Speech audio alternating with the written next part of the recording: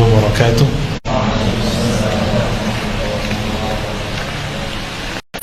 الحمد لله الحكيم المجيد يؤتي الحكمة من يريد من عباده المرادين. أشهد أن لا إله إلا الله أشهد أن محمدا عبده ورسوله. اللهم صل وسلم وبارك على سيدنا محمد وعلى آله وأصحابه أجمعين وبعد. Asyukru lillah, kita panjatkan syukur kepada Allah SWT.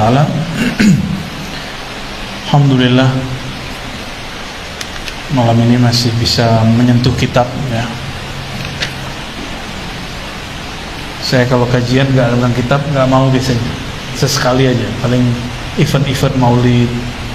Itu pun kalau ada kitab dibaca oleh yang sholawatan, kita ambil kitab di sini, kita syarah. Karena kalau nanti kita pakaian dari dalam kolbu, takutnya kemana-mana, takut dibilang halu ya. Jadi saya untuk menghindari mabuk dalam zauknya kolbu itu, saya buka kitab. Ada beberapa kiai yang ngerokok, itu cara dia untuk nggak mabuk, untuk nggak saker.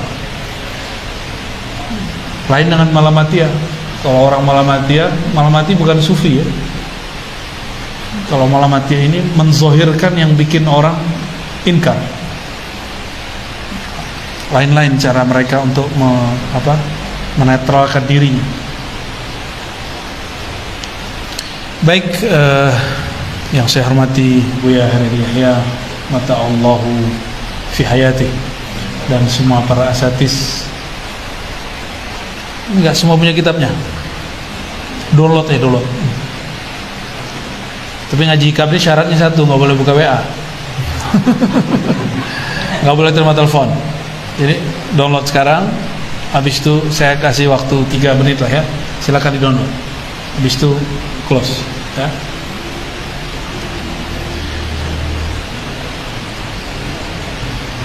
Mari kita baca surah Al-Fatihah. Kita kirimkan untuk Sayyidina Nabi SAW, Sayyidul Hukama, lalu kepada Sayyidi Syekh Ibn Athaillah Sekandari, dan silsilah guru kita, khususnya guru saya masih hidup, Abuya Nu'man Bashir, yang sudah wafat juga Abuya Hasan Al-Basri, dan juga Syekh Muhammad Nuruddin. Al-Fatihah. A'udzubillahi bismillah. Ya penunggu syiratal ladzina an'amta 'alaihim waladdallin.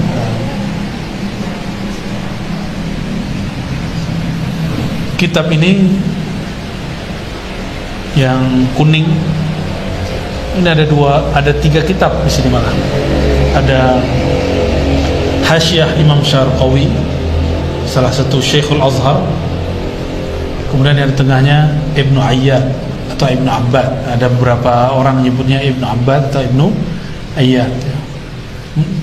Barangkali lebih tepatnya Ibnu Abbad. Sedangkan matanya ditulis oleh Sayyidi Syekh Ibnu Athaillah As-Sekandari. Yu'til hikmata man yasha wa man yu'tal hikmata faqad utiya khairan katsiran.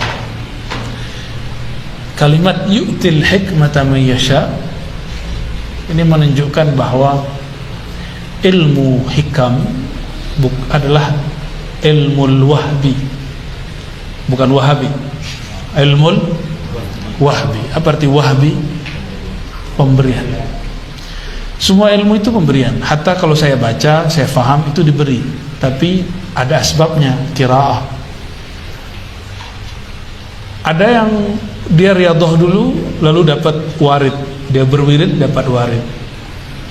Nah, ilmu wahbi itu mencakup semua, tapi lebih mutlak, bahwa ini langsung dari Allah Subhanahu wa ta'ala. Nah, Imam Al-Ghazali menyebutkan istilah ini, bahwa ada ilmu wahbi, ada ilmu dengan istilah lain, sabab dan lain-lain sebagainya ya. Saya berguru, dengar guru syekh berkalam, lalu saya faham. Nah, berarti ini talaqi min syuyukh, bersanad. Gurunya disebut dengan babul futuh, bab yang membukakan kolbu. Tapi kalau ilmu wahbi ini turunnya ke dalam kolbu, langsung masuk ke dalam kolbu. Siapa yang memberi? Allah yang menamakan dirinya Al-Wahhab, yang maha memberi. Maka pemberian itu lain dengan orang-orang awam. Orang awam yang disebut pemberian itu fulus, duit, rumah, kendaraan, sehat. Maka coba lihat orang-orang kalau doa, hatta dia berangkat ke Mekah, yang diminta kaya, yang diminta cuma sehat. Kan eman. Tuhan di sana di sini kan sama. Allah di Mekah sama Allah di Padang Panjang sama gak? Sama. Terus kenapa dia kalau mau minta kaya harus ke Mekah? Sini aja. Kesana itu tawajuhnya yang harus dikuatkan, kolbunya menghadap kepada Rabbil Ka'bah, yang memuliakan Ka'bah itu yang harus dikencengin. Tapi inilah, bahkan ya keawaman ini diawetkan oleh sebagian ulama. Bukan ulama ya, sebagai dai itu pinginnya umat itu awam terus. Ini menyedihkan. Depan di antara pintu Ka'bah dan Hajar Aswad, itu multazam, minta semua hajatmu. Emang kalau kita nggak minta di situ, kenapa? Dan sudah banyak kawan saya minta di situ nggak ada yang mustajab. Kenapa? Multazam itu idzal tazamal qalbu, ketika qalbu iltizam baru dia multazam. Itu multazam makani. Multazam yang sebenarnya adalah yang disebut dalam hadis Tirmizi, innallaha la yujibu an qalbin ghafil. Allah tidak menerima dari kolbu yang lalai. Berarti iltizam itu apa? Qalbun zakir. Itu multazam makani. Ada multazam zamani, ada makani, yaitu makan dan tempat, waktu. Ada yang lain, zauqi. Maka bagi para awliya Allah Ta'ala, betul Lailatul Qadar yang akbar itu malam Ramadan, biasanya malam 27. Tapi bagi arif billah, kullu lailah Lailatul Qadar. Coba lihat orang awam, hanya sungguh-sungguh malam Lailatul Qadar. Kalau orang arif billah, kullu lailah yajtahid. Setiap malam dia sungguh-sungguh, nggak nunggu sekali setahun, kelamaan sekali setahun. Ujibu da'watad da'i idza da'ani, kan gak disebut di mana-mana. Syaratnya cuma satu, idza da'ani, jika dia yang dia panggil aku. Berarti manggilnya pakai apa gitu. Nah, itulah kemudian ilmu yang Allah berikan ke dalam kolbu. Inilah yang dipertanyakan Imam Ghazali dalam kitab Kimya'us Sa'adah. Ketika kamu menyebut kamu, aku, itu siapa? Kan bukan tubuh yang ini, bukan juga akal yang kata kita cerdas itu, tapi diri yang dulu pernah bermusyahadah kepada Allah dan mengatakan qalu bala syahidna. Diri itu yang menjawab, diri itu yang berhadap kepada Allah kembali. Nah, itu yang mau kita kuatkan. Maka teman-teman, walaupun tadi sudah baca Fatihah, ini Fatihah berikut lagi. Semua ya Allah membuka kolbu kita masing-masing ya. Al-hazinnya wa li fathi qulubina wa lidailil al-mawhub minka ya Rabbana ya Wahhab bihaqqi sayyidina Muhammad sallallahu alaihi wasallam Abdul Wahhab. Al-Fatihah. A'udzubillahi bismillah.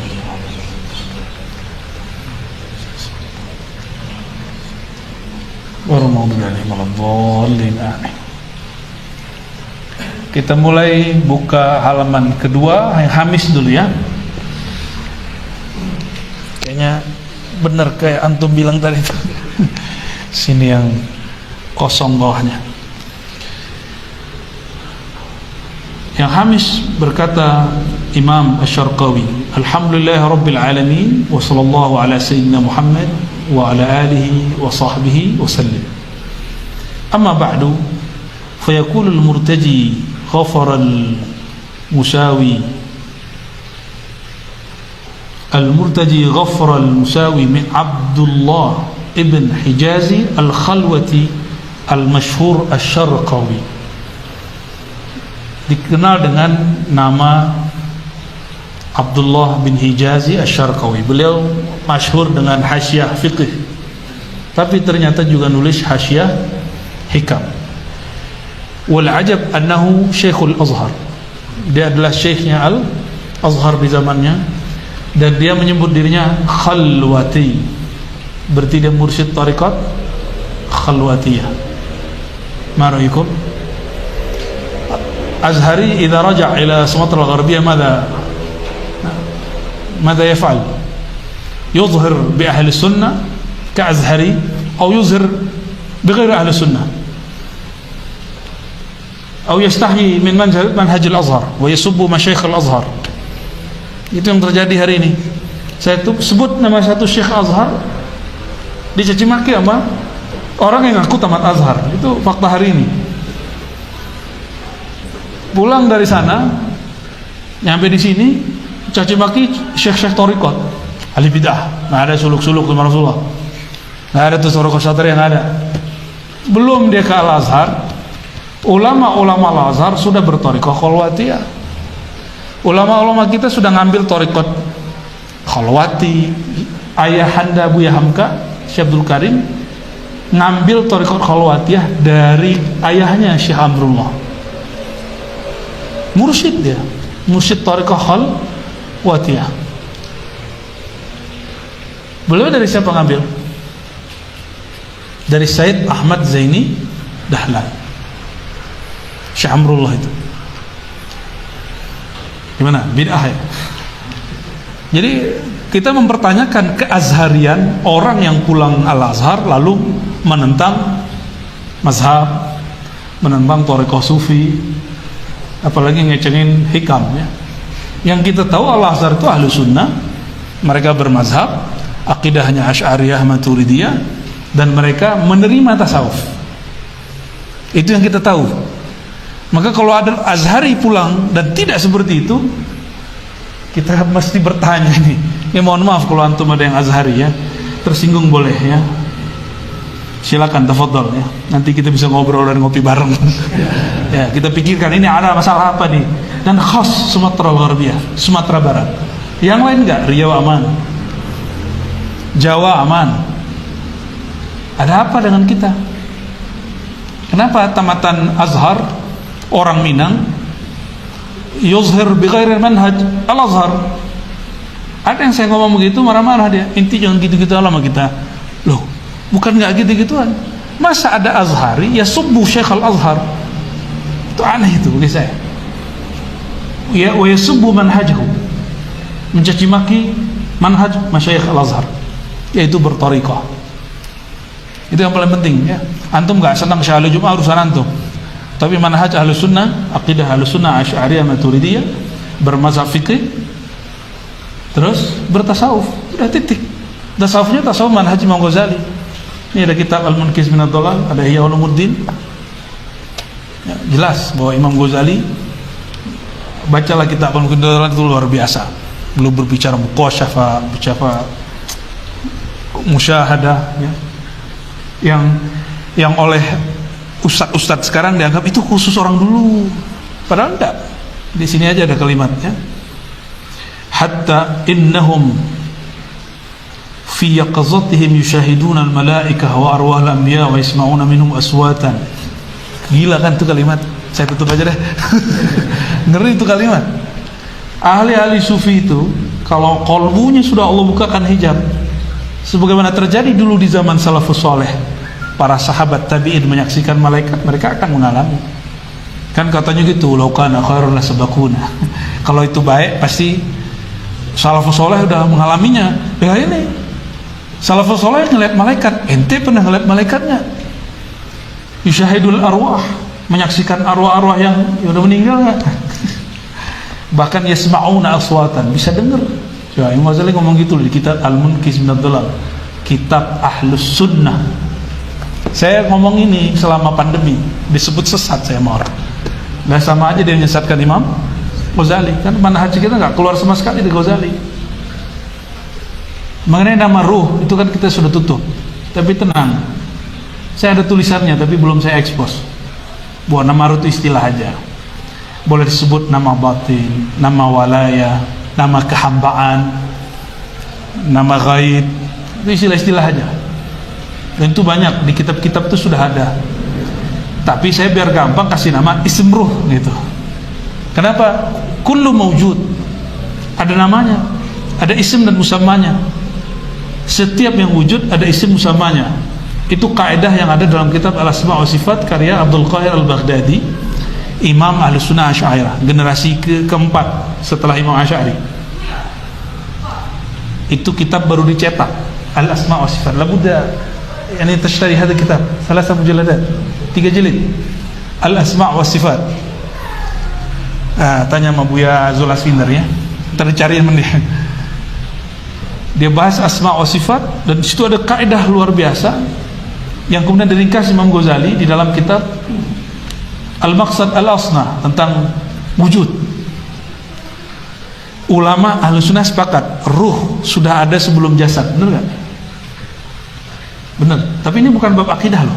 Ini bab ontologis namanya, bukan teologis. Antum nggak percaya nggak ada masalah. Ya. Setiap yang wujud ada isimnya, ada musammanya, ada namanya, ada barang yang dinamakan, zatnya itu. Itu kaidahnya.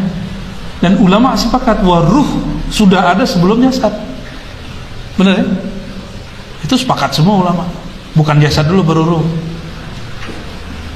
Kalau ruh yang ngasih nama siapa? Ya. Kalau ruh wallahu alam siapa yang ngasih nama ya gitu. Ya pastinya Abul Arwah lah. Nah, tapi kajian itu sudah saya tutup. Tapi orang kalau bertanya secara ilmiah, ada teksnya, ada dalilnya, ada penafsirannya. Kalau ada orang tidak sepakat, silakan buat tulisan sendiri, nggak ada masalah. Jadi itu sudah masuk ke ranah ilmiah. Ya. Ada orang dulu nggak sepakat dengan kitab Ghunyah, saya sebut itu sumber nama ruh, nggak apa-apa. Itu kan penafsiran dia. Saya punya penafsiran sendiri. Siapa yang mengatakan pendapat dia lebih benar dari saya atau pendapat saya lebih salah dari dia? Kan nggak ada, nggak ada jaminan. Biasakan berbeda ketika kita bab kajian ilmiah. Jangan kemudian memaksa orang harus sama kayak kita. Ya, kita sudah biasa beda sama orang, ya, beda bab ini bab itu. Hatta dalam bab teologis, bab kalam itu ada perbedaan dan nggak ada muskilah. Kenapa kemudian dalam bab ini dan itu kemudian orang nggak bisa terima? Kayaknya kita terlalu naif ketika mengatakan kita ini mengemban ilmu ya. Nah, maka teman-teman, kitab ini ditulis oleh Imam Syarqawi, wa kana min syuyukhil Azhar wa kana mursyidan fi tariqah al-khalwatiyah. Gimana menurut antum? Ya? Dia tamatan Azhar, dia syuyukhul Azhar dan mursyid tariqah khalwatiyah. Itu baru satu tariqah, dia juga mursyid Syaziliyah. Cuma nggak masyhur, makanya dia bisa syarah Al-Hikam.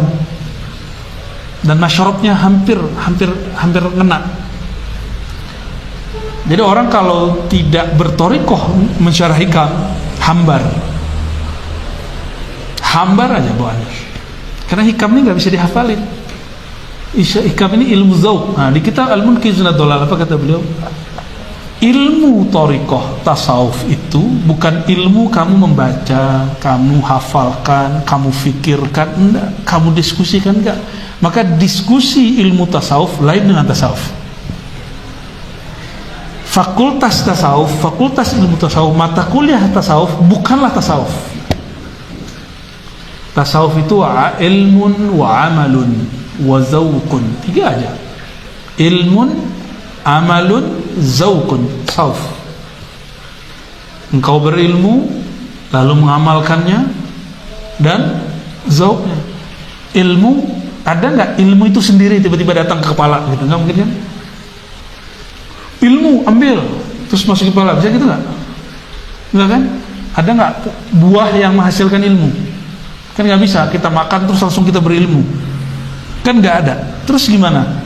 Ilmu itu ada pada orang alim. Maka syartu akhzil ilm, syarat mengambil ilmu mesti min suduril alim, dari dada orang alim. Nggak bisa kitab ini dia berilmu nggak?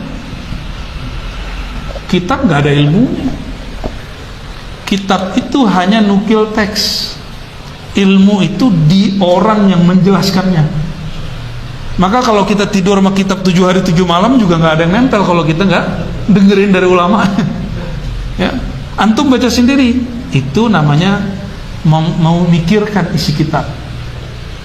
Tapi kalau kita talaki dari syuyukh, baru di situ ada naqlul ilm.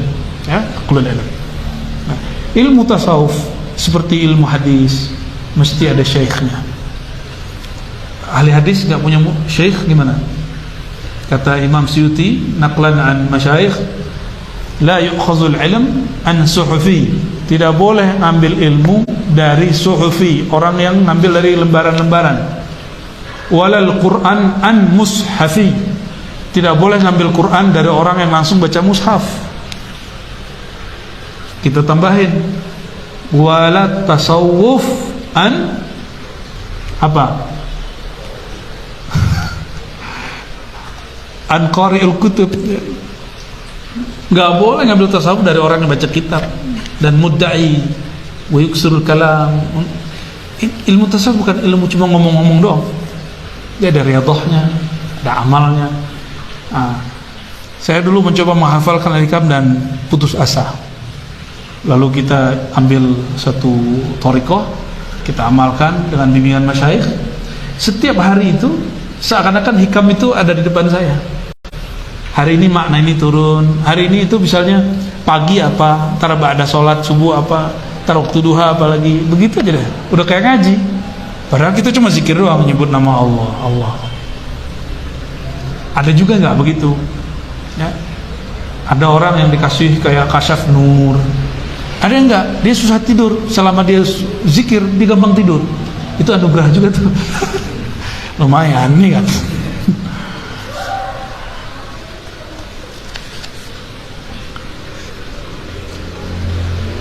Al-Imam Abdullah bin Hijazi Al-Khalwati Asy-Syarqawi, ya. Ini potret teman-teman ulama-ulama Azhari yang jami', yang mengumpulkan 3 ilmu itu sekaligus. Ada imam yang sering kita dengar, Ibrahim, bukan, yang Azhari, Al-Bajuri. Hasyiah dia paling saya suka. Saya paling senang hasyiah-hasyiah beliau. Apalagi dalam akidah dia gabungkan dengan tasawuf, bahas fikih digabungkan dengan tasawuf, sehingga ilmu ini kembali ke asal nubuahnya. Bahwa ilmu ini tidak pernah disekularisasi, fikih-fikih aja, enggak. Tapi betul-betul berjalan bersamaan, ya. Qal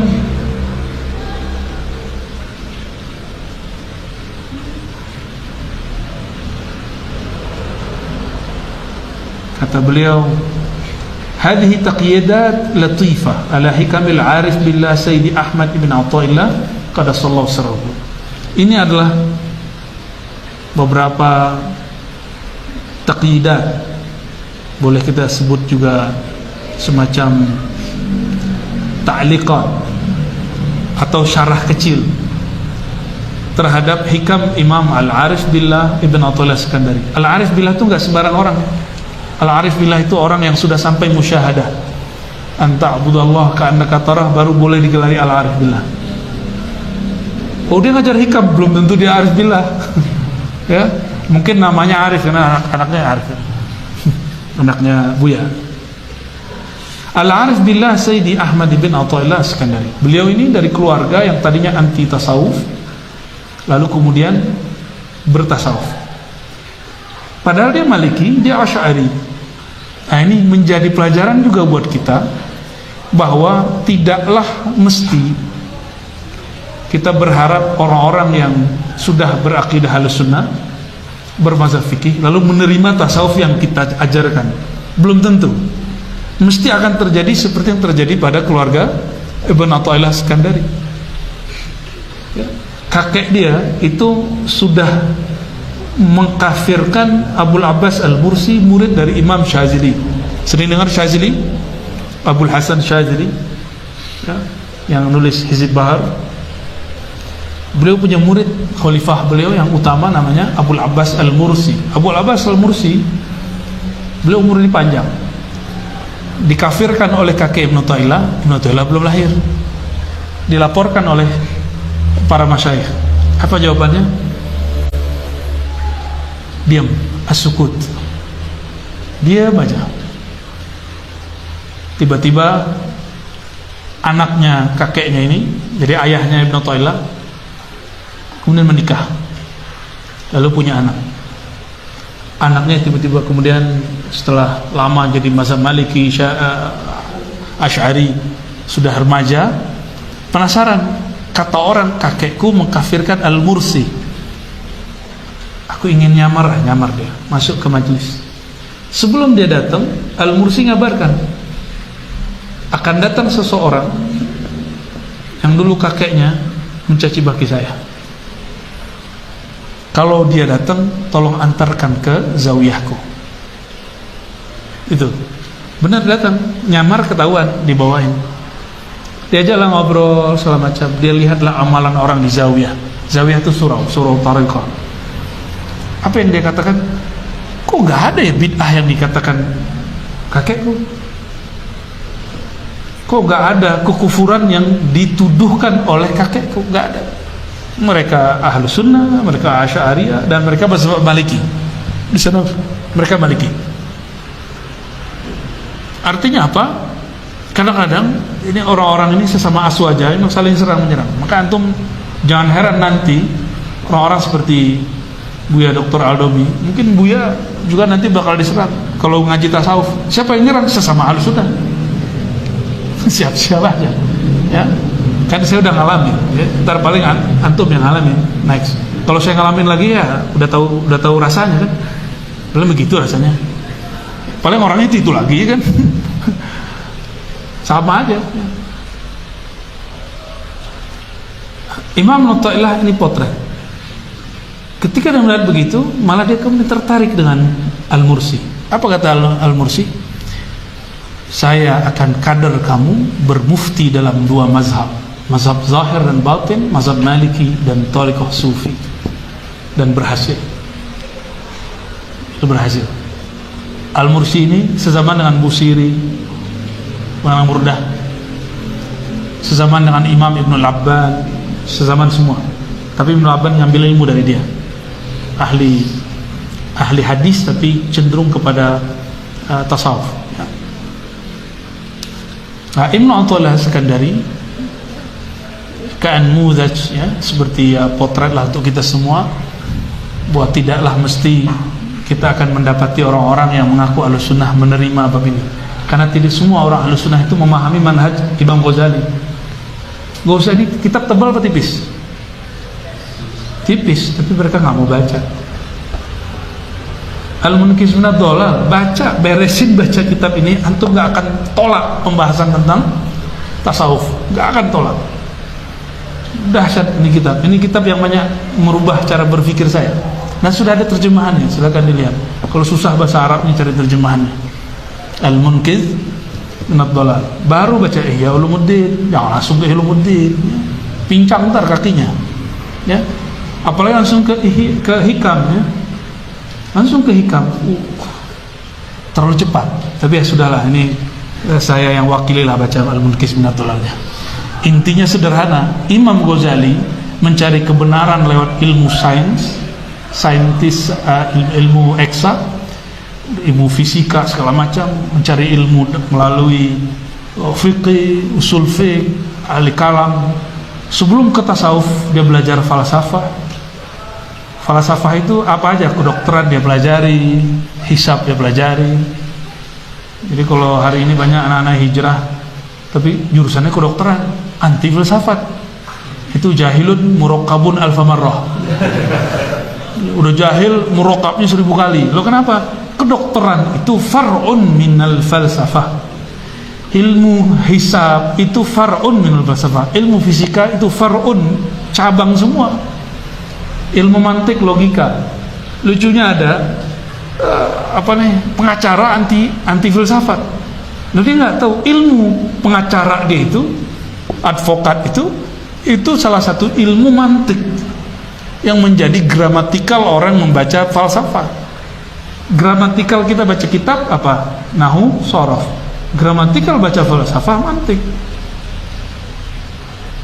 Gramatikal membaca tasawuf, nggak bisa dia apa-apain ya. Antum harus belajar ilmu tasawuf, sebelumnya harus menguasai fikih dan akidah dengan baik. Dan saya sebelum mempelajari tasawuf yang rumit-rumit itu, alhamdulillah 15 tahun ngaji hadis, 7 tahun mengajarkan kitab ilmu kalam, ilmu akidah Ahlussunnah di UIN sebelum saya pindah ke IIKI. Jangan hitung, saya mendalaminya. Itu 7 tahun ngajar doang, ngajar kitab, semua fasal pakai kitab. Mulai dari Matan Fiqhul Akbar sampai semua mu'alafat yang matbu' dalam mazhab Imam Syafi'i, Imam Asy'ari, kita kaji, alhamdulillah. Abdul Qadir Al-Baghdadi, insyaallah senjatanya cukup lah. Ya, kalau salah-salah dikit ya maklum lah. Tapi insyaallah ada orang nyamar jadi sufi, saya tahu, insyaallah. Nyamar jadi kalam, bisa dicek. Sebagaimana ada orang nyamar pura-pura tidak sufi, insyaallah bisa ketahuan. Jadi ilmu ini harus punya basic memang. Dan kita bersyukur kepada Allah Subhanahu wa taala. Allah menakdirkan bisa ketemu masyayikh yang kemudian membekali sebelum baca ini, ya, ketemu ahli hadis, ketemu ahli akidah dan sebagainya. Kalau kemudian ada perbedaan, itu biasa. Emang guru sama murid sama semua. Kan harus beda. Ya. Imam Ghazali beda loh sama gurunya. Ya, Asy'ari aja melawan gurunya. Ya, mau dibuat lagi sejarah melawan guru? Janganlah ya. Cukup dia aja. Baik, apa kata beliau?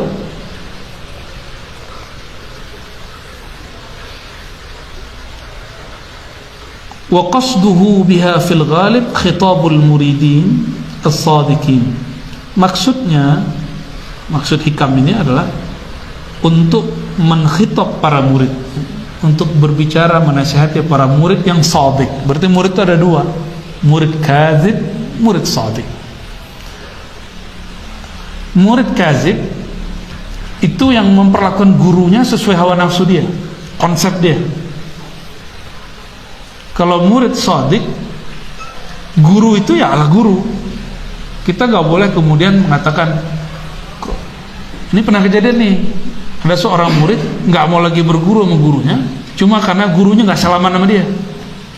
Ini kalau dia guru saya, pasti dia salaman sama saya. Ya. Ada lagi yang nguji-nguji keramat. Kalau dia bisa tebak nih, ya, isi hati saya, berarti dia guru saya. Itu murid-murid nggak akan shadiq, nggak akan nyampe. Emang gitu cara kita mau berguru?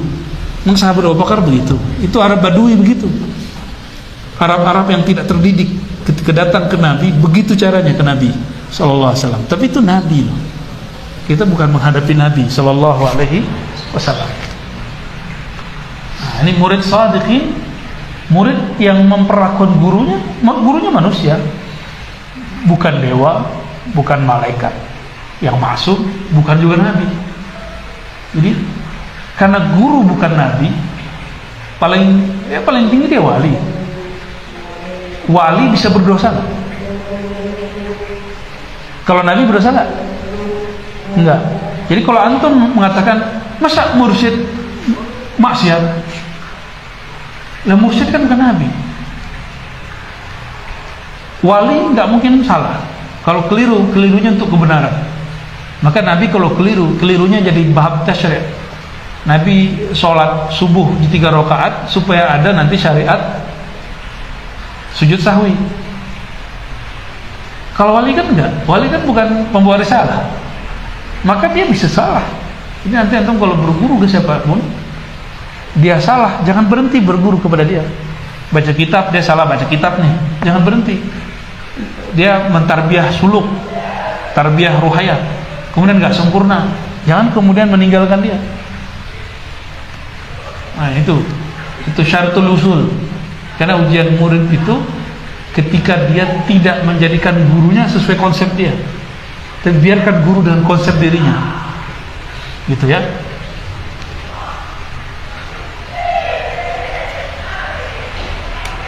Nanti ada murid ngomong gini, masa mursyid ngerokok?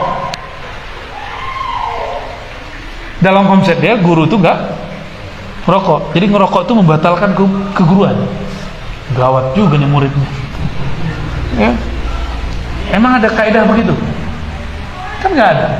Kalau kita ngerokok, cukup saya nggak ngerokok, tapi saya nggak marah ngerokok. Itu cukup lebih aman. Ya. Nah, kadang-kadang kita sering memperlakukan guru dengan ideal yang sebenarnya itu nggak ideal. Itu menyiksa diri. Ya. Watarakihim, ya, dan untuk mengangkat mereka ke maqamil irfan, ke maqam kema'rifatan. Irfan itu ilmu yang tadi ada di dalam ilmu wahbi itu. Jadi apa yang ada dalam ilmu wahbi disebut irfan, ilmu ma'rifatullah. Fayanbaghi lana an naqtasira ala bayani maqsudihi bihasabil imkan. Maka kami seyogyanya akan mengikhtisar kitab ini semampunya, karena syarah hikam ini banyak sekali. Terakhir yang mensyarah itu Syekh Al-Buti, karena beliau ini seorang usul fiqh dan juga usul kalam, maka kental sekali ilmu kalamnya, sangat kental ilmu kalam beliau. Wah, orang agam nih datang sama pasaman ya. Kita baca yang pertama. Bismillahirrahmanirrahim. Min alamatil i'timadi 'ala al-'amal nuqsanur raja inda wujudiz zalal.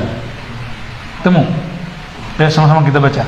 Min alamatil i'timadi 'ala al-'amal nuqsanur raja inda wujudiz zalal. Oke, tutup lagi. Min alamat, di antara tanda-tanda orang-orang yang tidak bergantung kepada Allah tapi bergantung kepada nafsiyahnya, dirinya. Apa itu? Nuqsanur raja. Di situ disebutkan amalnya. Amaliyah itu kan amal nafsiyah. Berkurangnya harap kepada rahmat Allah ketika terjadi zalal, kesalahan atau maksiat. Saya mau tanya, Tuhan saat taat dengan Tuhan yang mengampuni dalam maksiat sama nggak? Kesempatannya orang taat mesti diterima nggak? Beneran? Orang taat pasti diterima nggak? Sama. Orang tobat juga belum tentu ditolak. Orang maksiat belum tentu juga dibuang.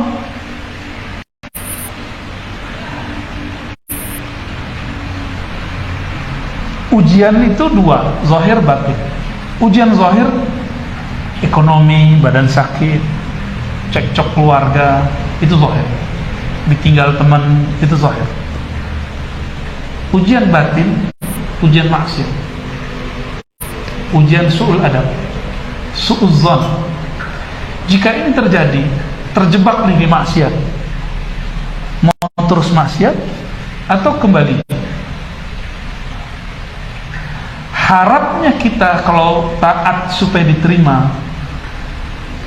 dengan harapnya dalam bermaksiat atau setelah bermaksiat itu kita diampuni, harusnya sama-sama kuat.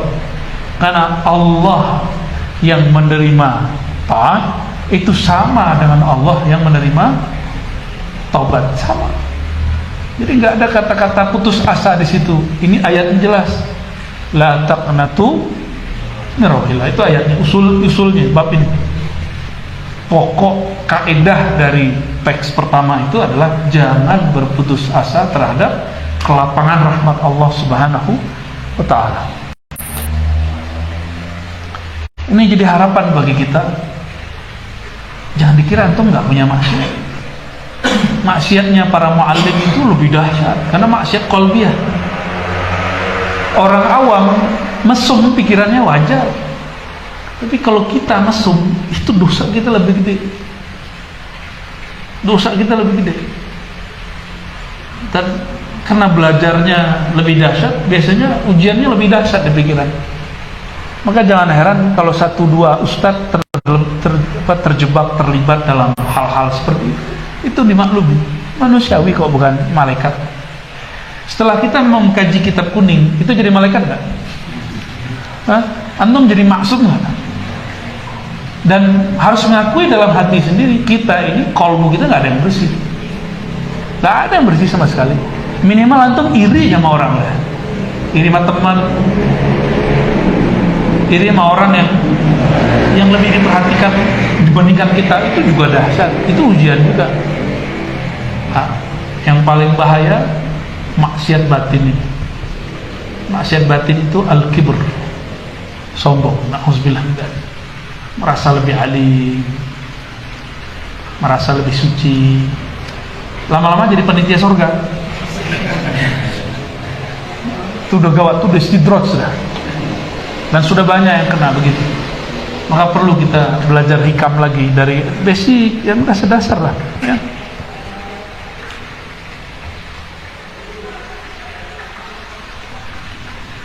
Ini pertanyaan berikut, sama dengan tadi. Tuhan di sini sama di Mekah sama?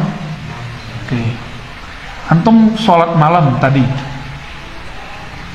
doa pagi-pagi, yakin ya? Yakin mustajab ya? Mantap. Kalau malam tadi, malam besok nggak tahajud, tuh doanya mantap nggak? Gimana? Kurang ya? Kurang ya? Berarti kita menganggap Tuhan kita berlain. Kalau kita sholat, kita punya Tuhan lain dengan Tuhan, itu maksudnya. Karena harap kita sudah berlain. Berarti kita sedang menggantungkan harap kepada Allah itu dengan amal jawari. Maka rahmatullah yang kita harapkan bukan ke sifatnya, tapi ke sifat kita. Berarti ta'alluq kita bergantung itu bukan dengan rahmat Allah, yang rahmat itu min sifatihi, tapi kita bergantung kepada nasyatul ibadah. Kita rajin ibadah apa enggak? Semoga connect ya. Selamat Poniang.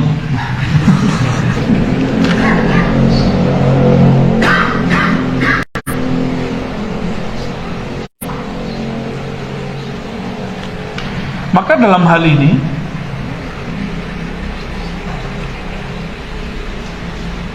orang-orang yang tulus itu ada 3 jenis, 3 tingkatan. Ada ketulusan ahli ibadah, abidin. Abidin ini ketulusannya kalau dapat pahala, dapat ini sedekah 1 dapat 10. Itu namanya apa? Abidin.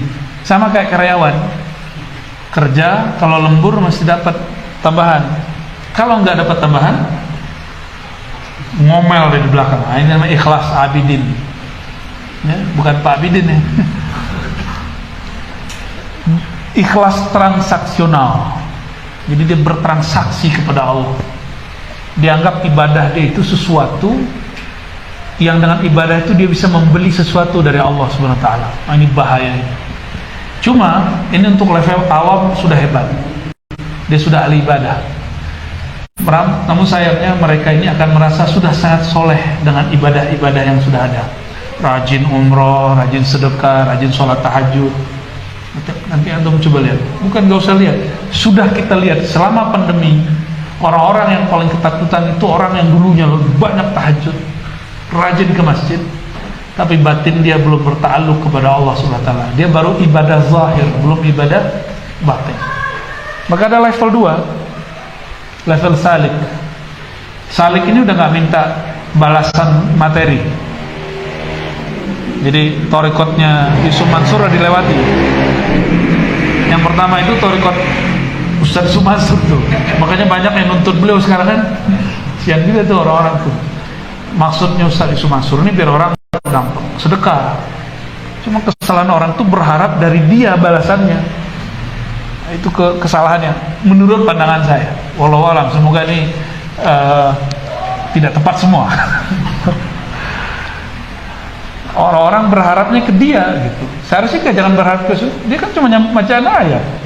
Sedekah 1 dapat 10, bisa 700, bisa tak terhingga. Itu kan makom. 10 itu abid, 700 itu salik, tak terhingga itu arif billah. Quran itu. Ya. Dan itu satu paket kan ayatnya. Masalu kalimatin bukan. Kahabbatin anbatat sab'a sanabila. Kalau yang tadi kalimah thayyibah.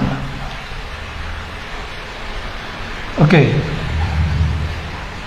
Kalau salik yang diharapkan apa? Kesaktian, buka mata batin. Nah, ini ujian orang bertorikoh, ujian wiridan, ingin baca-baca isi hati orang. Nah, itu gimana? Ya, 1 aja belum beres gitu ya. Ini level 2 ini banyak di kalangan orang pengamal tarekat zikir. Karena pengamal tarekat belum tentu jadi sufi, dia baru salik. Ujian mereka lagi zikir tersingkap. Nah, ciri-ciri penyingkapan syaitania, penyingkapan itu bahasa Arabnya mukasyafah. Kasyaf syaitani, ciri-ciri 1 aja. Kasyful aurat, membuka aib orang. Merem nih zikir, wah makomnya nggak tinggi, itu dah. Itu ciri-ciri setan tuh. Ciri-cirinya 1 aja, membuat kita merendahkan orang, ya. Kemudian suuzon kepada orang. Nah, itu semua isinya kasyful aurat, membuka aib. Padahal yang benar kasyful ghaib. Kasyful ghaib boleh, tapi kasyful aurat nggak boleh. Nah, gimana kasyful ghaib bisa terbuka sedangkan kita sendiri masih terhambat oleh aib-aib orang? Tambah titik 1 lah, ya, dari kasyful aib kepada kasyful ghaib. Ya. Baik. Maka para salik ini bertingkat-tingkat. Yang paling tinggi dia mencari sakinah. Dia zikir cari ketenangan, zikir cari sa'adah, bahagia.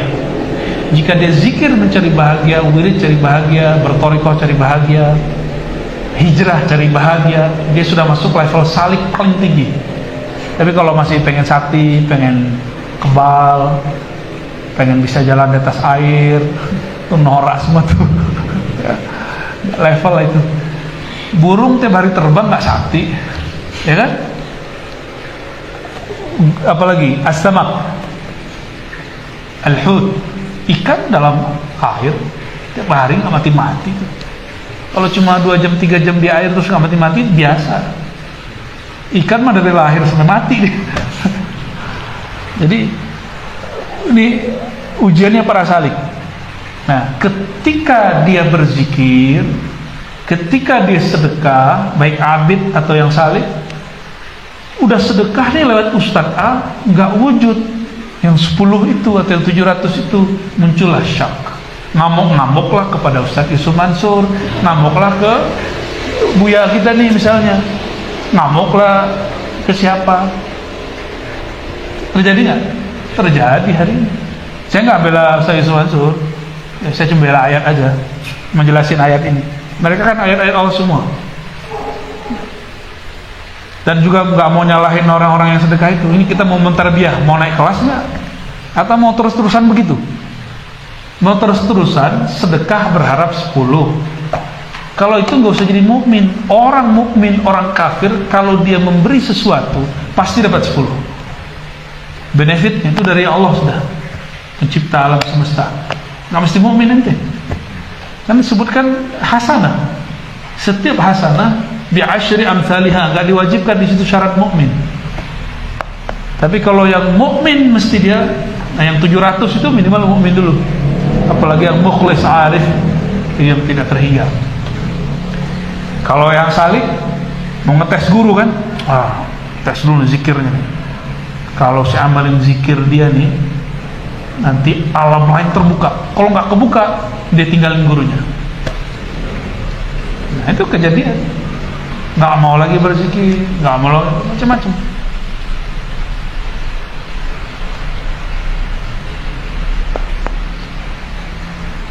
berarti dia beragama ala-ala dia.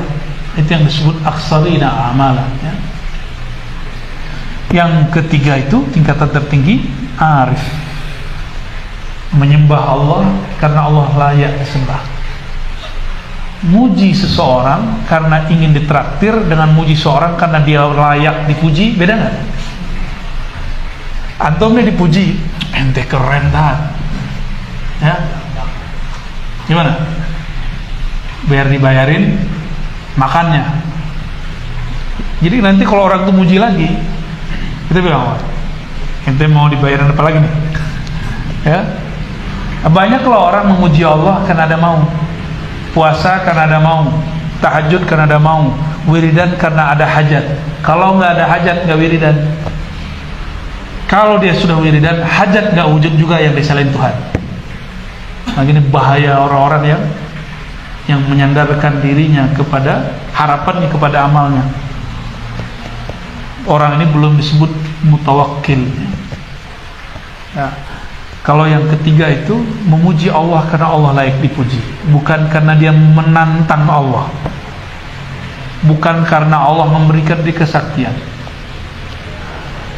Menyembah Allah bukan karena ingin masuk surga, tapi karena yang punya surga diharapkan ada ridho darinya. Ada ridho dari yang punya surga. Kalau yang punya surga ada ridho, pasti masuk, kan? Ya, suka-suka antum. Orang kalau udah senang, ini anggap rumah sendiri, ya kan? Itu kalau udah senang. Kalau nggak senang, kamu siapa? Dari mana? Mencari siapa? Begitu. Tapi kalau sudah ridho, anggap rumah sendiri, ya, cuci piring sendiri. Itu ilmunya Pak Letkol itu, ya. Baik. Maka al-arif billah itulah orang yang disebut cinta sejati, mahabbah dzatiyah. Kita senang seseorang mungkin wajahnya cantik, gagah, ilmunya keren, zikirnya luar biasa, ceramahnya bagus. Coba nanti kalau ada yang dia lakukan kita nggak senang, gimana? Dia melakukan hal yang menurut kita nggak pantas menurut kita.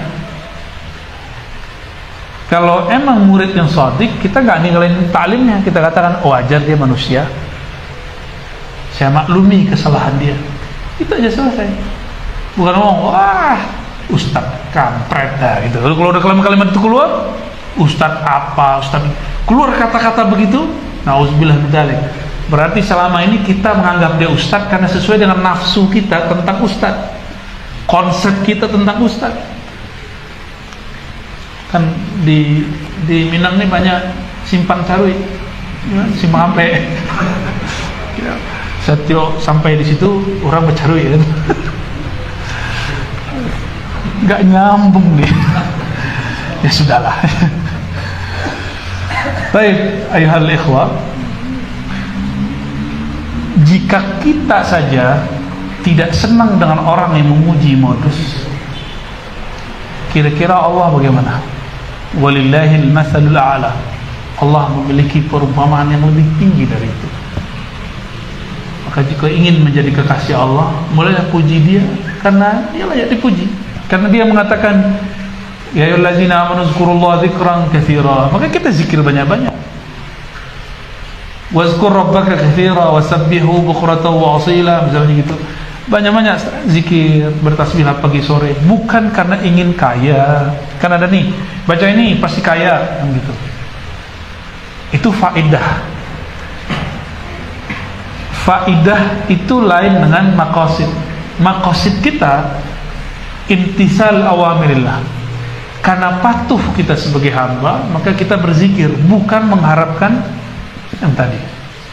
Sama antum zikir, belajar apa segala macam, ingin khusyuk, nggak dikasih khusyuk, oh ya sudahlah, saya nggak usah zikir. Berarti gagal dia, dihikam, dihajar tuh orang begitu. La tatruk adzikra li'adami hudurika ma'allah.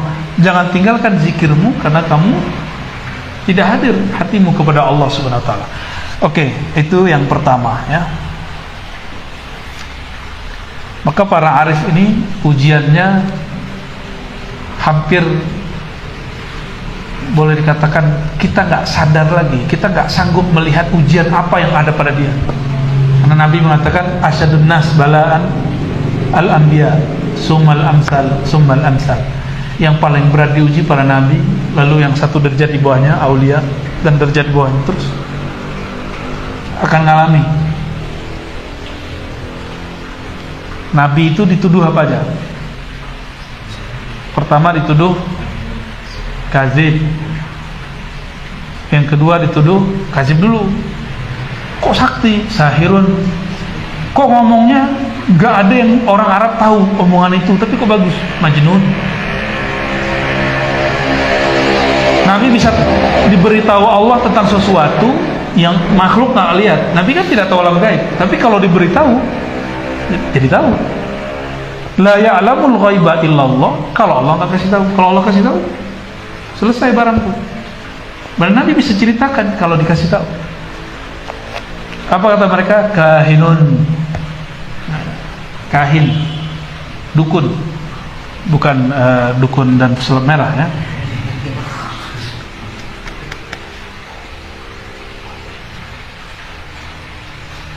Apa maksudnya ini, ikhwah sekalian?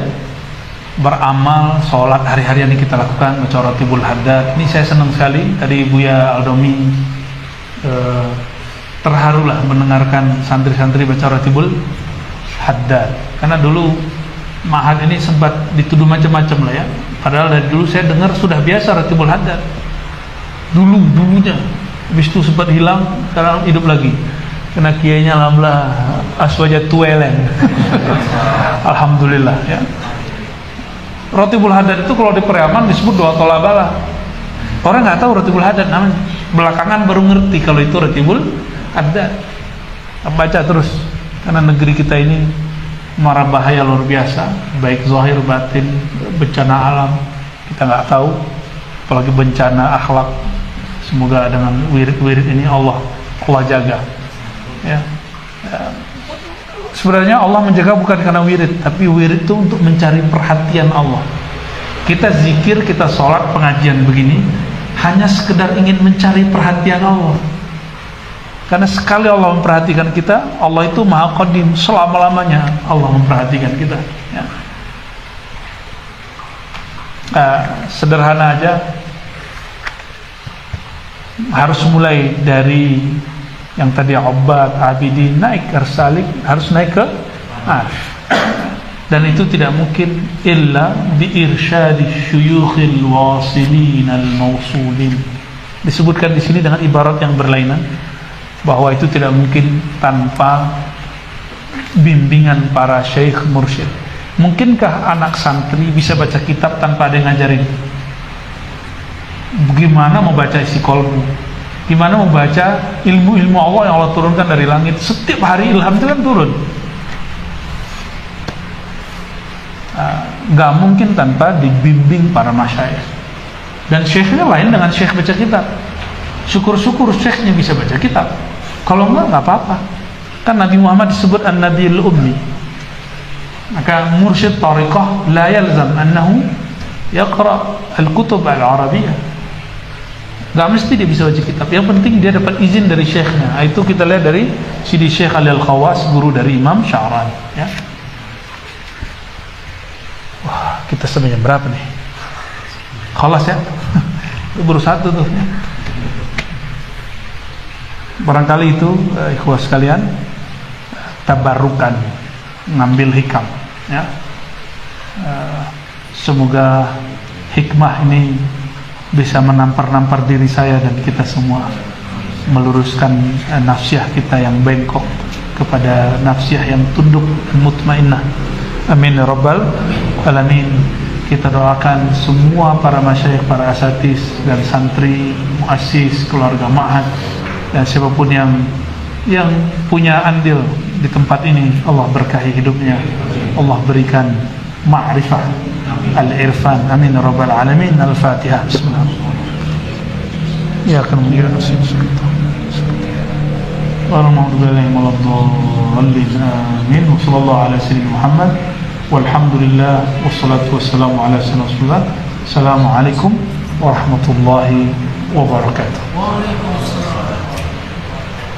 Nggak ada tanya jawab kan?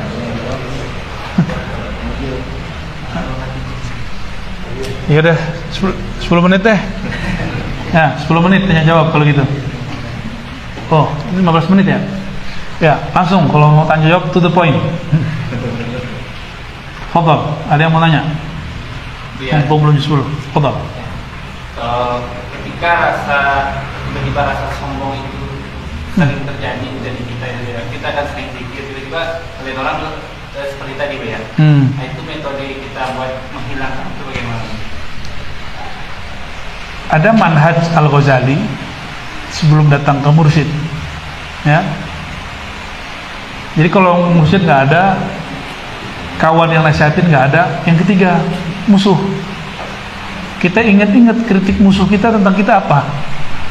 Maka salah satu yang mesti disyukuri manusia, dia punya musuh yang membicarakan aib dia. Wa min ni'amillahi 'alal 'abdi ay yaj'al lahu a'da yakshifuna auratahu wa uyubah. Itu nikmat sekali. Karena kadang guru pun gak enakan membuka aib kita. Yang buka aib siapa nanti? Musuh. Tapi walaupun gak semua yang dikalamkan mereka benar, tapi karena kita lihat, yang iya, ini benar, yang ini bukan. Nanti kita ukur-ukur. Jadi kritik-kritik orang itu nikmati aja. Kita ingat-ingat kata-kata kalau belum punya mursyid, belum punya kawan yang shadiq yang bisa mengingatkan.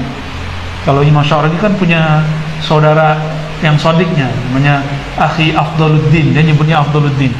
Itu yang ngingetin Imam Syarani kalau apa. Maka kemudian disebut Afdaluddin sebagai gurunya, walaupun tadi temannya.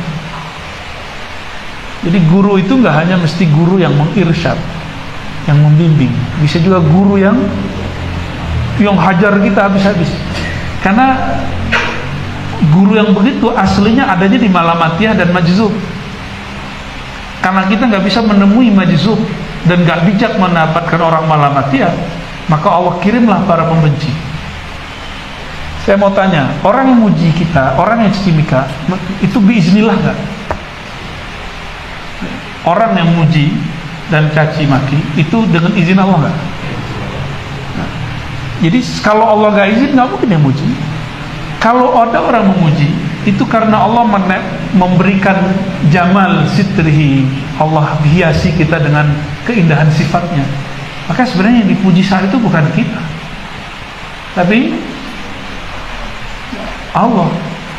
Allah mengatakan ya, bahwa jamalnya, kata Nabi Muhammad nih, tentang jamal Allah yang ada pada beliau, jamali, keindahan wajahku lebih hebat, lebih tinggi daripada Sayyidina Yusuf. Karena nih Sayyidina Yusuf cuma nisfu jamali, separuh jamalnya Nabi Muhammad SAW. Jadi ketika ada orang memuji kita, ahli sholawat, ahli zikir, itu sudah muji Nabi Muhammad. Muji Muhammad, muji Allah Subhanahu Wa Taala. Karena beliau yang Muhammad, yang terpuji, yang dipuji. Tapi kalau punya mursyid, wah enak tuh, tinggal diistighfarin. Nah, cara yang saya dapat dari guru saya Abu Hasan Basri dulu, ada istighfar dari dosa sombong. Jadi kita kalau istighfar mata, udah selesai semua anggota tubuh, kita mengatakan gini, Astaghfirullah minal kibr. Ya Allah, ampuni dosaku dari dosa kesombongan, dosa merasa alim, dosa merasa soleh, dosa merasa lebih tinggi, dosa saya merasa begini, itu bisa merasa lagi loh. Jadi dalam merasa itu bisa ada hijab lagi. Betul-betul misteri luar biasa dosa itu. Karena banyak orang awam mengira dengan sholat aja dia udah suci, padahal dengan merasa sholat itu dia sudah tercela di sisi Allah SWT. Merasa sholat nggak boleh, sholat diperintahkan, merasanya nggak boleh. Kan fawailul musallin, celaka bagi orang yang merasa sholat, itu terjemahan saya. Ya, apalagi antum ahli baca kitab, oh berat tuh ujiannya. Dan diujinya apalagi kalau jadi makmum. Dengar khotib itu masalah baca ayat, girangnya nafsiyah kita. Rasain loh, soal adab mah aneh kan. Naik ke atas nggak izin dulu sama kita ya, nggak salam dulu. Ada perasaan begitu. Seneng aja ada orang salah, berarti ada sesuatu di sini. Nanti kalau hati udah mulai beres ya, nafsiyah udah mulai beres, ada khotib salah baca, kita doain dia lulus. Kita doain dia Allah benarkan, Allah luruskan. Atau kita doain, ya Allah, si khotib itu salah barusan, tolong tutup dia dengan keindahanmu sehingga orang nggak sadar kalau dia salah. Udah bisa begitu belum? Saya juga lagi belajar begitu kok. Jangan dikira saya udah bisa begitu semua, enggak. Kadang-kadang nafsiyah kita muncul. Dan kita nahnu bashar, bisa aja terjadi itu.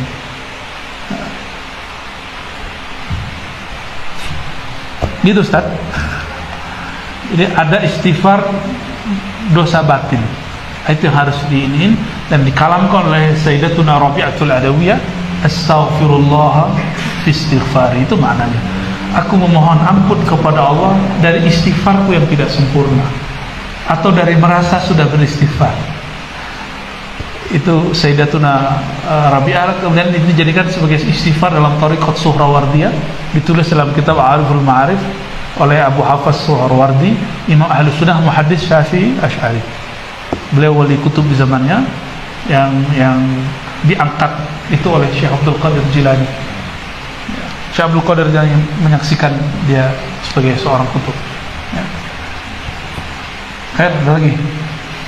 Ya, khutbah. Itu dulu nih, yang ada jenggotnya nih. Tariq Aziz. Nama antum luar biasa. Ana amshi ala tariq ya akhi. Fadal, silakan Ustaz Tariq. Bismillahirrahmanirrahim. Dia tadi kan disampaikan dari Rasulullah sallallahu alaihi wasallam. Allahumma shalli alaihi. Ada nasi balaan dia melafalkan artinya yang menjadi bala itu orang yang menjadi Allah kasih Allah menjadi bala sesuai dengan tingkatannya. Iya. Takut. Aduh, di Amsal nih. Oke. Terus di hadis lain juga disampaikan Allah Ta'ala idza ahabba 'abdan nada Jibril innallaha yuhibbu fulana fa'ahibbah. Dan begitu seterusnya sehingga pada akhirnya orang tersebut dicintai di dalam ini. Maunya yang begitu ya? Kan dua hadis kan mungkin secara sekilas pemahamannya itu kok bertentangan di bawah. Baik. Itu muskilahnya bukan pada dalilnya, tapi pada memahami teksnya. Karena kata bala di Quran itu khair dan syarr. Wa nabluukum bi khairin wa syarrin. Kami bala kamu, kami uji kamu dengan khair dan syarr. Jadi di Quran bala itu la yuhtassu bisyurur. Bala itu tidak hanya keburukan tapi juga kebaikan. Kalau Ustadz Tariq ini sudah diuji dengan kemiskinan, maka nanti akan diuji dengan kekayaan. Kalau sudah diuji dengan keberadaan, nanti diuji dengan kesombongan. Biasanya kalau kaya bukan sombong. Kaya itu kaitannya nanti dermawan atau tidak, pelit apa enggak, sang pilih ya. Apa seorang sikonya? Ya sang pilih. Kiki ya? Ceke, ande bahasa bubu ele. Jadi ketika orang miskin, dia suka berbagi nggak? Karena ternyata pelit itu, ceke itu, kikir itu suatu benalu yang ada di dalam nafsiyah. Jika tidak disembelih di saat miskin, maka bertambah kaya orang itu, benalunya tambah gede, tambah besar, maka pelitnya tambah besar. Jadi kalau mau berbagi jangan nunggu kaya, dari sekarang. Sama, mau nikah jangan nunggu kaya, dari sekarang ya, jangan nunggu kaya dulu, kaya bersama, miskin bersama, biar berasa ya. Kalau nggak kuat ya cerai. Janganlah. Sejak kapan Allah itu menciptakan hambanya terus gak menjamin rezekinya? Kan gak ada. Selalu dijamin. Anak kecil lahir gak bisa nyari apa-apa, bisa dianterin. Ular, ayam tuh gak pernah lo nabung, hidup sampai sekarang. Iya gak? Logika sederhana itu udah saya ambil dari Hikam. Dia punya kitab satu lagi tentang tadbir ya. Itu ajib ya. Jadi bala itu Ustaz Tariq tidak hanya kemalangan tapi juga kebahagiaan. Tidak hanya mastur, juga masyhur. Itu dua-duanya bala itu. Ketika mastur, tadi mastur, dia nggak tahu aneh wali mastur. Dia nggak ngerti di bawahnya ada orang alim nih gitu. Ada perasaan gitu nggak? Ada orang ceramah, dia nggak ngerti ya, ini orang alim. Nah, ada perasaan gitu. Itu antum diuji dengan kemasturan. Makanya saya dengar, ini kalam yang saya dengar dari jemaah tabligh ini yang menarik, walaupun sudah nggak khurut ya. Tapi kan kita khurut tiap hari, ngajar tuh tiap hari kan. Satu kalam yang saya dapat dari mereka, kalau kamu mendengarkan kalimat yang diuraikan ketika orang khuruj itu kan ada namanya 6 sifat Nabi, sahabat Nabi. Walaupun kita udah dengar 40 kali, ka'allam nasma'ha, seakan-akan kita belum pernah dengar sebelumnya. Anggap aja itu baru dengar. Nah itu menghancurkan nafsiyah, merasa tahu.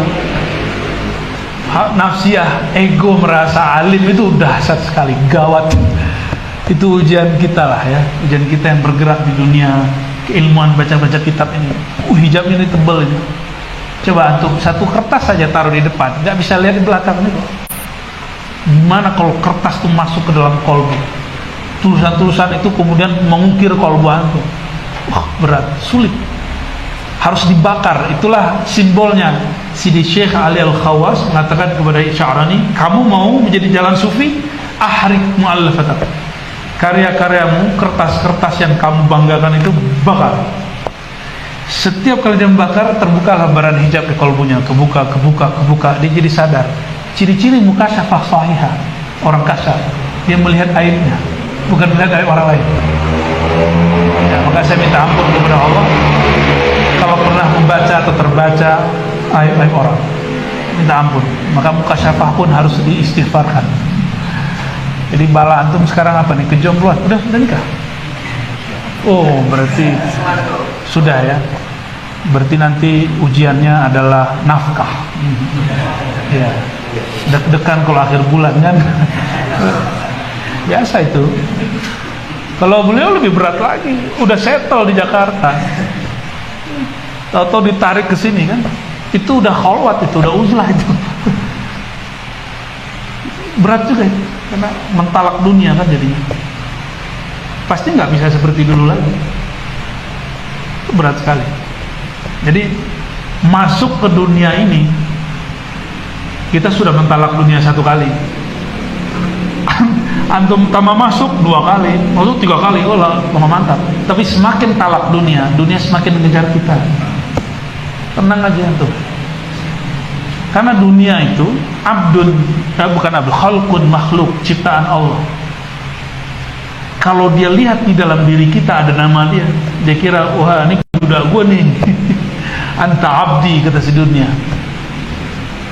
Coba lihat orang-orang yang mencari dunia, lelah sekali. Dulu pengen A, udah dapat, pengen lagi yang atasnya, udah dapat, nggak ada selesainya. Kalau nggak ada orang korupsi di dunia. Ala kulli hal, nggak usah khawatir ya, Ustaz Thoriq. Jadi bala itu cinta Allah. Ini bagian terakhir. Kenapa kita takut dan menganggap agak mengerikan hadis-hadis atau ayat-ayat tentang bala bencana, tentang ujian? Karena selama ini kita diajarkan dengan konsep panitia neraka, konsep jalal. Kita nggak diajarkan jamal. Kekasih muji kekasihnya, kalau babnya bab jalal, itu mujinya agak ngeri. Dengan ya ganas-ganas lah. Mujinya dengan kecurigaan, jebakan-jebakan. Tapi kalau kekasih sudah masuk ke bab jamal, dia memuji kekasihnya dengan cara yang terpuji. Gitu. Nabi itu pernah nggak ngeluh ketika diuji? Nggak ada. Hatta beliau dilempar pakai tai, dianggap itu pupuk. Ya kan? Coba Nabi Nuh, kapalnya dikein, dipipisin segala macam. 900-an tahun berdakwah, gak dapat murid kecuali cuma beberapa orang. hilang juga kesabarannya. Sampai beliau berprasangka kepada Allah, ya Allah, jika mereka engkau hidupkan, mereka pasti melahirkan anak-anak yang kafir. Lain dengan logika Nabi Muhammad SAW. Ya Allah, jangan hancurkan orang-orang Taif. Padahal Jibril menawarkan hancur. Antum coba lihat, rahmahnya Nabi lebih tinggi dari rahmahnya Jibril. Kata Jibril, wahai Muhammad, mau kamu aku hancurkan? Sekali kibas beres itu. Apa kata Nabi Muhammad? La, fa innahum la ya'lamun. Mereka nggak faham saya siapa. Nabi menghukumi orang itu karena orang itu nggak ngerti dia siapa. Maka di sini saya belajar banyak. Inilah mursyid hakiki. Nggak baper sama murid yang salah adab. Guru nggak boleh tersinggung sama murid yang salah adab. Antum nih ngajar, murid main-main nggak boleh tersinggung, biasa aja. Berarti memang kita belum kurang-kurang menarik amat sama dia kan? Ya, kenapa murid kita ini masih main-main di depan kita? Emang kita belum menarik bagi dia. Selesai itu. PR kita ke depan, gimana majelis ini, gimana kuliah-kuliah yang kita sampaikan, kelas-kelas yang kita buka, menarik bagi mereka. Jangan kemudian gubrak-gubrak meja, melempar-lempar kayak guru-guru lama kan begitu ya. Alhamdulillah yang kena bukan saya yang depan. Tapi kasihan juga kena depan. Nah, itu bab jalal semua. Jadi kita ini dibesarkan dengan ketakutan. Salah pakai rotan. Jarang yang pakai bab jamal. Nah, ujian jamal itu luar biasa. Bentuk ujiannya sama, tapi kacamatanya lain. Dicubit sama istri. Nah, Ustaz Torik udah ngerti, yang jomblo belum ngerti nih. Dicubit sama istri, begini nggak istrinya? Ya lah. Diveluk istrinya ya nggak? Bener ya? Ya emang begitu. Berarti kita dicubit, disenggol sama kekasih, bukan sesuatu yang menyakitkan. Nah, disebutkan di hikam, liyukhaffifa anka alamul bala, supaya ujian itu terasa indah bagimu. Hendaklah kau kenali siapakah al-mubli, al-mubtali. Siapa yang sedang uji kamu? Sama istri nyubit kita nggak marah. Anak kita kadang ngelempar barang loh. Kalau baru-baru bisa ngelempar, kena mata, sakitnya bukan main. Kadang dia kukunya panjang gini mata. Emang balas? Emang gitu? Sama anak kan enggak. Bab jamal, mahabbah, kasih sayang. Ini harus ditumbuhkan. Itulah gunanya bertasawuf. Kalau antum cuma belajar ilmu kalam, ilmu akidah, ilmu fikih, babnya bab jalal. Amal nih dapat pahala ini, enggak neraka. Itu cukup untuk nakut-nakutin anak-anak. Tapi kalau orang sudah dewasa nggak cukup. Semakin dilarang semakin jadi-jadi kan. Coba semua yang dilarang di Quran dikerjain umat kan. Apapun yang dilarang di Quran itu ada aja pelakunya. Karena semakin dilarang semakin jadi. Lain kalau bab jamal. Gitu. Jadi dari hikam inilah saya belajar bahwa ujian itu tidak menakutkan dan tidak bertentangan dengan tadi. Ada hadis Ibnu Majah atau siapa? Innallaha idza habba qauman ibtalahu. Allah kalau cinta seseorang hamba, maka Allah uji mereka. Uji nafsiyahnya, uji ruhiyahnya, uji qalbiyahnya. Diuji semua. Dan seseorang enggak akan jadi kekasih Allah. Nah, ini saya dikirimin sama Buya Zulatin. Seseorang nggak akan menjadi kekasih Allah, kira-kira gitu bahasa bebasnya, sampai dia dibenci oleh temannya sendiri, dikhianati oleh orang yang tadi bersama sama dia, ditinggalkan oleh murid-muridnya, caci maki sama musuhnya. Nah itu kalau antum udah ngalamin gitu, bisa bertahan dan menganggap itu semua jalal dan jamal Allah. Jika dia memuji jamalullah, ada mencaci jalalullah. La haula wala quwata illa billah. Maka la haula jamal wala quwata jalal. Bisa begitu dimasukinnya para ulama cara memahaminya. Gitu Ustaz, sudah lewat. Barangkali cukup. Besok lagi. Besok subuh ada. Besok kajian apa ini?